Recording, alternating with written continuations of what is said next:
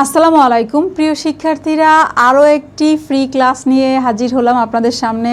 আমি Khadija Akter, education and career help পেজের পক্ষ থেকে আপনাদেরকে স্বাগতম জানাচ্ছি। আপনারা জানেন যে সমাজসেবা অধিদপ্তরের বেশ বড়ই একটা সার্কুলার চলছে, আপনারা আবেদন করেছেন এবং আমরা জানি সবসময় বিগত সালের প্রশ্নগুলি আমরা নিয়মসহ পড়লে অনেক প্রশ্নই আমাদের কমন আসবে। তো একটি ইংরেজির ক্লাস নিয়ে আসলাম আজকে আপনাদের সামনে, চলুন আমরা সলভ করা শুরু করি। আচ্ছা, তো এই কোশ্চেনটি দেখেন, প্রথমে যে কোশ্চেনটি হচ্ছে ব্যাকআপ মিনস হোয়াট। ব্যাকআপ এর অর্থ কী? তো আমরা কিন্তু কথায় কথায় বলি যে তুমি যাও, আমি তোমাকে ব্যাকআপ দিব, বা কোনো একটা কাজ করার জন্য আমরা বলি যে ব্যাকআপ দিব, বা আপনার ফোনের যে ডেটাগুলো আছে, যে ছবিগুলো আছে, এটার একটা ব্যাকআপ হিসেবে কিন্তু আপনি এটা কম্পিউটার বা আপনার ল্যাপটপ পিসিতে রাখেন। তো ব্যাকআপ মানে হচ্ছে এইরকমের একটা বিষয়। তো আমরা দেখি, যদি আপনি নাও জানেন, আপনি মোটামুটি দেখলে কিন্তু বুঝতে পারবেন স্পেসিফিক ওয়ার্ডটা এটা কোনটা হতে পারে। এখানে যেমন কন্টিনিউ আছে, দেখেন স্টপ আছে, স্টপ অর্থ থেমে যাওয়া। সাপোর্ট মানে তো বুঝেন কাউকে সমর্থন করা। এক্সপ্লোড মানে হচ্ছে বিস্ফোরিত হওয়া। কন্টিনিউ মানে হচ্ছে কোনো কিছু চালিয়ে যাওয়া। তো এর মধ্যে দেখেন সাপোর্টটা কিন্তু হচ্ছে ব্যাকআপের সাথে মিলে, তাই না? সমর্থন করা, কাউকে ব্যাকআপ দেওয়া, কোনো কিছুর ব্যাকআপ রাখা, একটা সাপোর্ট রাখা। তো আমরা মনে হয় এটা একটু সহজ এসেছিল কোশ্চেনটা। পরের কোশ্চেনটায় আমরা চলে যাই। দেখেন time and tide dash for none. এখানে দেখেন, এইখানে এই ধরনের কোশ্চেন কিন্তু প্রায় আসে, তাই না? Slow and steady dash the game, এই ধরনের যে কোশ্চেনগুলো আসে, এখানে বিষয়টা হচ্ছে যদি একই জিনিস বোঝায় আর যদি ভিন্ন জিনিস বোঝায়, এই দুইটা ক্ষেত্রে কিন্তু আপনার ভার্বের যে ধরনটা এটা চেঞ্জ হয়ে যায়। যদি একই জিনিস বোঝায়, একই জিনিস বোঝায়, তাহলে হচ্ছে আপনার সিঙ্গুলার হবে। সিঙ্গুলার হবে মানে হচ্ছে ভার্বটা সিঙ্গুলার হবে একই বোঝালে। আর হচ্ছে ভিন্ন বোঝালে, যদি ভিন্ন বোঝালে, ঠিক আছে? একই জিনিস যদি বোঝায়, তাহলে একই জিনিস বোঝালে হবে হচ্ছে আপনার সিঙ্গুলার ভার্ব। আর ভিন্ন বোঝালে হবে প্লুরাল ভার্ব। এখন সিঙ্গুলার প্লুরাল ভার্বটা কি আমরা দেখি। এখানে দেখেন time and Tide.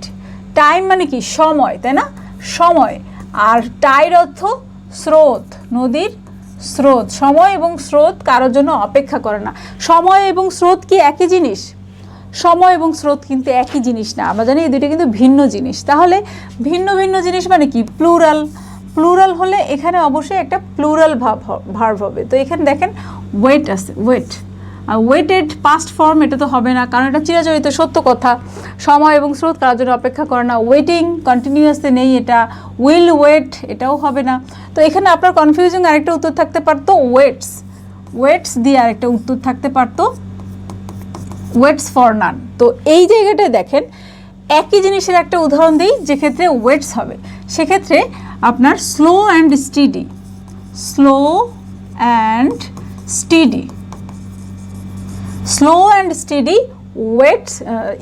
Wins the game. সেক্ষেত্রে slow and steady wins the game. দেখেন ভার্বের সাথে হচ্ছে আপনার একটা এস যুক্ত করা হয়েছে।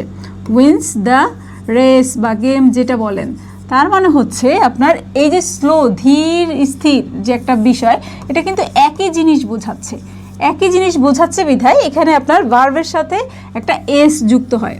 আমরা জানি যদি সাবজেক্ট থার্ড পারসন সিঙ্গুলার হয়, তাহলে ভার্বের সাথে এস বাই এস যুক্ত হয়। তো আপনারা সেম টাইপের কোশ্চেনগুলো আরও একটু প্র্যাকটিস করবেন, তাহলে আমার মনে হয় এই ধরনের কোশ্চেনগুলো আর পেরে যাবেন খুব সহজে। এই কোশ্চেনটা দেখেন, অল অ্যাট ওয়ান্স, এই ফ্রেজের অর্থ জিজ্ঞেস করেছে। আমরা জানি ইম্পর্ট্যান্ট কিছু ফ্রেজ আছে, যেই ফ্রেজগুলো থেকে বারবার বিভিন্ন চাকরি পরীক্ষায় প্রশ্ন আসে, তার মধ্যে কিন্তু অল অ্যাট ওয়ান্সটা একটা অন্যতম। তো অল অ্যাট ওয়ান্স, অল মানে কি? সব, না? অল মানে হচ্ছে সব, আর অ্যাট ওয়ান্স মানে হচ্ছে একবারে। সব কিছু যদি একবারে হয় তাহলে কি হয়? একটা মানে বিস্ময়কর একটা ব্যাপার হয় না?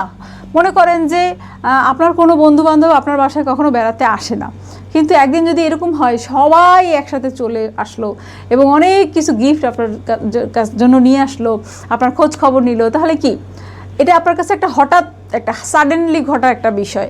তো all at once at once, সব কিছু একসাথে। মনে রাখবেন এটার উত্তর হচ্ছে সাডেনলি, মানে হঠাৎ, কুইকলি অর্থ দ্রুত, স্লোলি অর্থাৎ আস্তে আস্তে ধীরে ধীরে, গ্র্যাজুয়ালি অর্থ হচ্ছে ধারাবাহিকভাবে বা ধীরে ধীরে। আমরা নেক্সট কোশ্চেনটায় চলে যাই, চলেন।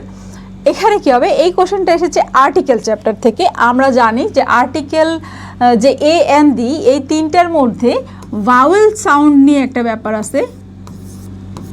ভাওয়েল মানে সাউন্ডটা যদি ভাওয়েলের মতো শোনা যায় তাহলে সেক্ষেত্রে আপনার এন হবে, আর তাছাড়া হচ্ছে এ হবে, এবং স্পেসিফিকভাবে বোঝালে তখন ডি হবে। দেখেন এম এ, অথবা আমরা অনেক ক্ষেত্রে এমবিবিএস লিখি, তাই না, এমবিবিএস ডাক্তার, এমবিবিএস ডক্টর। তো সেক্ষেত্রেও কিন্তু আপনার সাউন্ডটা কেমন আসে, এম, এমটা যদি আপনি উচ্চারণ করেন, দেখেন এম এরকম সাউন্ড হয় না। শুধু সিঙ্গুলার এম যদি আপনি উচ্চারণ করেন তাহলে কিন্তু এম মানে প্রথমে এ আসতেছে, তার মানে ভাওয়েল সাউন্ড হচ্ছে। ভাওয়েল সাউন্ড হলে এখানে আপনার এন হবে, he is an M A. But এখানে যদি আপনি লিখেন যে হি ইজ ড্যাশ বিএ, মানে সে বিএ পাস, তখন কিন্তু আপনার এন হবে না, হি ইজ এ বিএ। তো এরকম বি দিয়ে বা বিএ, বিকম, বিবিএ যেটাই হোক, এটার মানে আওয়াজটা কিন্তু হচ্ছে আপনার হচ্ছে এই মানে ভাওয়েলের মতো হচ্ছে না, কনসোনেন্ট সাউন্ড হচ্ছে। ভাওয়েল সাউন্ডগুলো কি কি আমরা জানি, এ ই আই ও ইউ, এ এরকম, ঠিক আছে, ই আই ও, ঠিক আছে, অ্যান আউল, ঠিক আছে, এরকম আই ও। আমি এটার কন্টিনিউ লিখলাম না, কন্টিনিউ করলাম না, আপনারা জানেন এটা কোনগুলো আছে ভাওয়েল। তো আমরা পরের কোশ্চেনে চলে যাই। পার্টস অফ স্পিচ থেকে কোশ্চেনটা এসেছে। পার্টস অফ স্পিচ কত প্রকার? পার্টস অফ স্পিচ 8 প্রকার, তাই না? আমরা সবাই জানি পার্টস অফ স্পিচ হচ্ছে 8 প্রকার। কি কি বলেন? Noun, pronoun, verb, adjective, adverb, preposition, conjunction and interjection. তো আপনারা দেখবেন এই যে পার্টস অফ স্পিচগুলো, এগুলোর প্রকার থেকেও কোশ্চেন এসেছে, এবং দেখবেন যে এইগুলো কিন্তু আপনার মানে আলাদা আলাদাভাবে কোনটা কোন পার্টস অফ স্পিচ, এই ধরনের কোশ্চেনও কিন্তু এই চাকরির পরীক্ষাগুলোতে বেশি বেশি আসে। তো আমরা ক্লাসে সেগুলো ইনশাল্লাহ সলভ করব। নেক্সট কোশ্চেনটায় আমরা চলে যাই, দেখি কোনটি শুদ্ধ বানান। কোনটি শুদ্ধ বানান? দেখেন স্পেলিং থেকে কোশ্চেনটা এসেছে, স্পেলিং থেকে কিন্তু কোশ্চেন আসবে। তো গুরুত্বপূর্ণ যে স্পেলিংগুলো আছে সেগুলো আমরা কিভাবে মনে রাখতে পারি, এখানে পড়ার সময় এইগুলো কিন্তু বারবার শুধু কনফিউশন, প্যাচ লেগে যায়। তা আমি যেটা করতাম, আমি আপনাদেরকে সেটাই বলবো যে একটু টেকনিক দিয়ে পড়বেন, একটু মনে রাখার জন্য নিজের একটা টেকনিক নিজেই উদ্ভাবন করবেন যাতে আপনার মনে রাখে। দেখেন কমিশন, কমিশনে হচ্ছে double M R double S. এখন আপনি কিভাবে মনে রাখবেন? আপনি সিম্পলি মনে রাখতে পারেন যে কমিশন মানে কি, কোনো একটা কিছুর কমিশন খায় না, আপনার মনে করেন যে একটা বেনিফিট পায় টাকার অঙ্কে। তো সেক্ষেত্রে আপনি বলতে পারেন যে কমিশনটা হচ্ছে, যখন কমিশন নিবই বেশি বেশি নিব, বেশি বেশি মানে 2টা এম 2টা এস, ঠিক আছে, 2টা এমও লাগবে, 2টা এসও লাগবে, 2টা double double commission, double double commission. তো ডাবল ডাবল কমিশন দিয়ে হচ্ছে আপনি কিন্তু কমিশনের মানে এটা কিন্তু মনে রাখতে পারেন। ভুল হওয়ার সম্ভাবনা এখানেই থাকে যে আপনি একটা এস 2টা এম দেবেন নাকি একটা এম 2টা এস দিবেন। তো এরকম কিন্তু অন্য অন্য যে স্পেলিংগুলোও আছে আমাদের শিটের, অন্য অন্য স্পেলিংগুলোও কিন্তু এইভাবেও আমরা হচ্ছে মনে রাখতে পারি।